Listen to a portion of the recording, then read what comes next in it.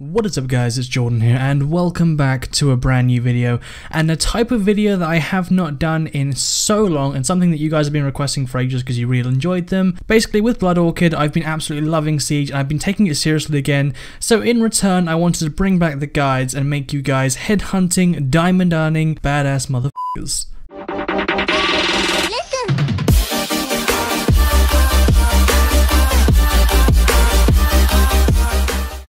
So today's video is going to be something that was heavily requested back when I was making guides, and that is tips to rank up in solo queue.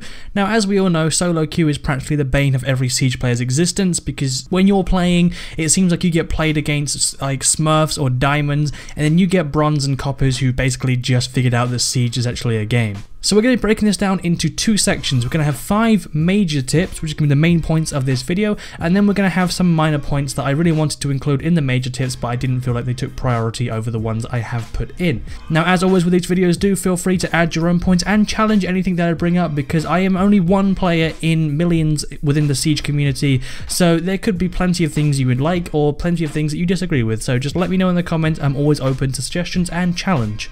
So hopping in with the first major point. The first major point is going to be master the important operators. For example, Thermite and Bandit, two very important operators with very specific roles. Now the reason you're going to be wanting to master these characters is basically because you don't want Muppets picking these characters. If you get someone that does not know how to use a Thermite charge playing Thermite, and you're like playing on a map where he's crucial, you're going to have a really hard time. Whereas if you, the badass diamond seeking player, is playing Thermite and you know exactly what to do with him, it's going to make life so much easier for you and your team. Now this extends to many operators, but I chose Thermite and Bandit because they are two obvious ones. Bandit can keep Thermite out, Thermite is needed to get in, two very important characters that also have roles against each other. If you're defending and you have someone that doesn't even place bandit traps, which by the way is a real thing, if you don't believe me, just play some more games of Ranked, you'll find that guy, trust me. But there is nothing worse than a bandit that doesn't know how to use his bandit charges. Now the bandit trick is admittedly quite difficult to do at times, but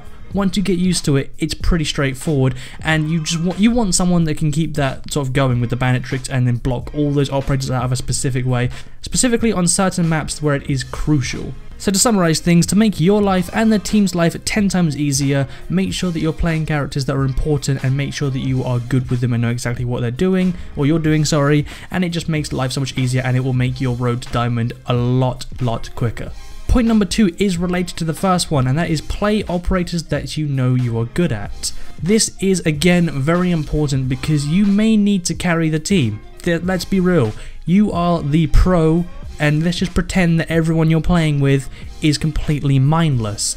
You're going to need to carry that team hard. Your back is going to need to be so strong because you've got 4 Muppets to carry on your back, and it's going to be one hell of a game having to carry those guys throughout the whole thing. So it's really going to be important that you don't experiment with new operators or play operators that you don't play so much when you're playing in a solo game.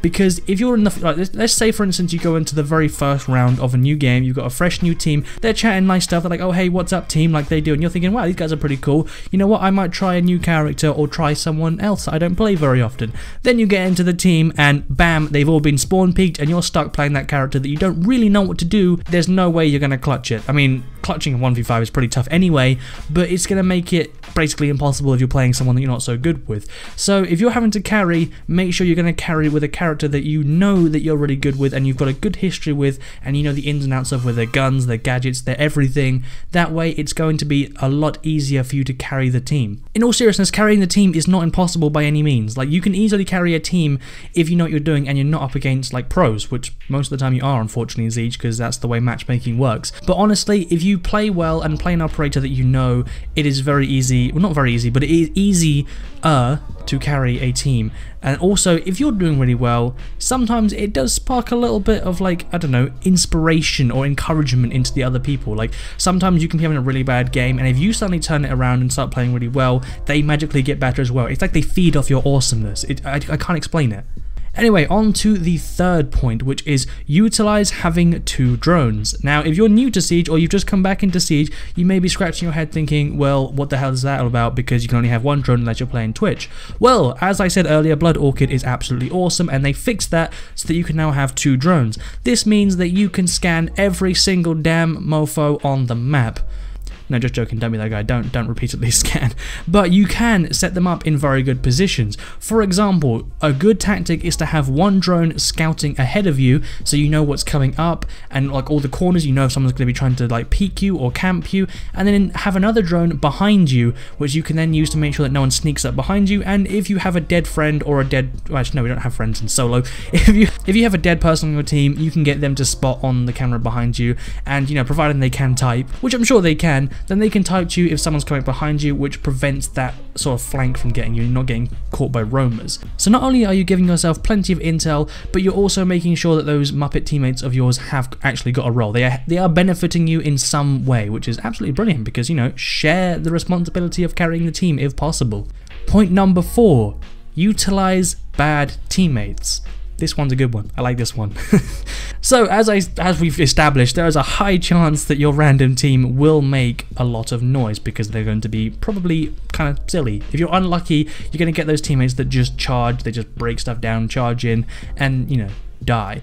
But that's not all bad, because noise is a very crucial thing in Rainbow Six Siege. You can use that noise to distract the defenders. If you've got Rambo charging in the front door, level 23, just got Copper thinking that he can take on the team, that's brilliant for you because he's making tons of noise. The other team don't know that he's not Rambo. They might think he's gonna like wipe them out and destroy them. He could be the Swifty of Siege. I hope you guys, actually, you probably won't know what that means. But this noise allows you to sneak behind the enemy, sneak around the map easier, because they're not going to be listening out for people sneaking. They're going to be focusing on the dumbass that's charging through the front doors, guns blazing. This means that you can get behind the enemies. Hell, you can even get in and sneak out the hostage. It's happened loads of times where you can just use the chaos to distract, like as a distraction, and take the hostage and get out if you're playing hostage, or plant if you've got the bomb. Secure is also one that you can sort of do, but there's normally people in the area. There's, you know, it's very unlikely that everyone's going to charge out to go and face Rambo. There will normally be 1 or 2 people in the objective,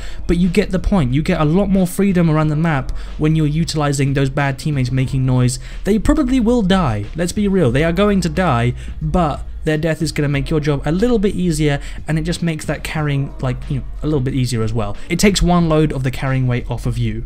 This leads us on to point number 5, the final major point, which is play smart. Now, this is probably one that you've heard in every guide ever, and to be honest, some of my points may have also been in every guide ever, but I'm hoping this point will be a bit unique. I'm hoping you haven't heard this one before. In fact, I'm hoping all these points are unique, but let's be real, there's so many guides on Siege now. I started before it was cool, I'm a hipster.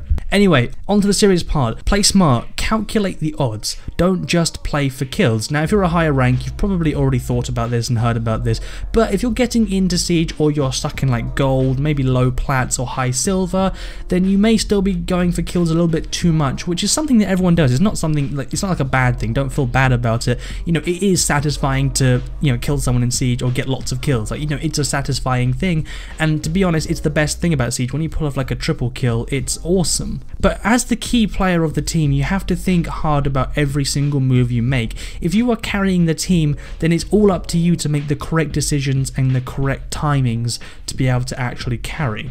Pay attention to everything about the enemy, what guns they're using, what operators they're playing, and which ones will likely be roaming, and if they are roaming, what patterns they're roaming into. Are they staying in one spot? Are they roaming in one room specifically? Or are they roaming the overall map? Use the drone to make sure you see as many of the operators as possible before you actually do anything, and then once you are confident that you know as much about the map as possible and that you can win the engagements, then move in. If you see an operator down the hallway but you don't think you can win the engagement, maybe he's got some backup behind him, maybe he's got a really good peek, then by all means move away. Don't necessarily try and go for that kill, because if you get yourself killed going for one operator just because you wanted the kill, you're then leaving it up to the Muppets that can't do anything to carry the whole team, and that's not going to work too well. You have time. I mean, you don't have loads of time, but you do have time to take a different approach and reorganize, so to speak, if you need to. Try different approaches. Don't be predictable. Predictable is the worst thing you can do, especially if you're carrying the team, because they're going to be focusing on you the most in the later rounds.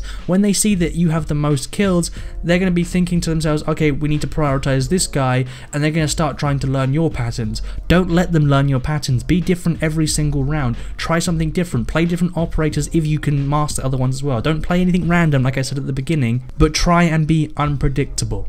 So that wraps it up for the major points. So now we're going to move on to the 3 minor points. These are just small little things that I wanted to add in because I felt like they had relevance to this video but weren't good enough to be major points. The first minor is set it to game modes that you're good at. Every advantage counts, and if you suck at like bomb, turn bomb off. Don't play bomb if you're not very good at it. Some people don't even know you can do this, which is very surprising, but yeah, you can turn off game modes that you don't want and just play certain ones. So if you have a very good game mode, try and set it to that one as much as possible because it's going to help you out in the long run. Second point is mute loud players that aren't talking any sense or info. You really don't want distractions from people that are speaking different languages, mumbling, shouting, all of that stuff, unless of course they're funny as hell. They're funny as hell, feel free to leave them on because I've played with some hilarious people. But overall, if you're going for that like high rank, you want to mute people that are just distracting you because like I said earlier, sound is absolutely crucial, and if you can't hear over the guy who's screaming and shouting and swearing and God knows what, mute him. The third one is one that I know that not everyone can do, but it had relevance again and I wanted to put it in there, but make sure your headphone setup is good. Sound is literally everything. Like, it's so important in this game, and if you're playing with like Apple headphones, which I've seen some streamers do, then it's going to make your life a lot more difficult. If you really want to take Siege seriously and gaming in general, you got to hook yourself up with a pair of good headphones, and I promise you life will be a lot better for games beyond Siege, but specifically Siege in this circumstance. It will just make things 10 times easier. Anyway guys, that was all for this video and the tips to rank up in solo queue. I haven't actually edited this video yet, but I'm hoping to put a lot of work into the editing if I get time to make this video something that stands out from the rest of my content, and I hope you did enjoy my return to the guides. I'm not sure how regularly I'm going to be making them because I'm still I'm probably going to still do it quite slowly, to be totally honest. I don't want to dive headfirst into guides because it's not something that I want to do regularly at the moment, but to be honest, with the way I'm getting back into Siege at the moment, I did want to make a guide because I know it's highly requested, and I was kind of looking forward to making this one actually because guides is what sort of got my channel going. But anyway guys, if you did enjoy this video, I would really appreciate it if you did smack that like button and also subscribe if you want to see some more awesome Siege content. I'm not going to say that I upload daily because to be honest I keep not getting around to it, so I do upload as much as possible daily when I have the time. If you want to follow me on Twitter, the link is in the description. It's GamingGainsYT. I post like once a month, so go and check out that tweet. That's a joke. I am trying to post more. I'm trying to take Twitter a bit more seriously as well. Anyway, I hope you guys have an amazing weekend because we are coming up to it now, and I will see you guys in the next one.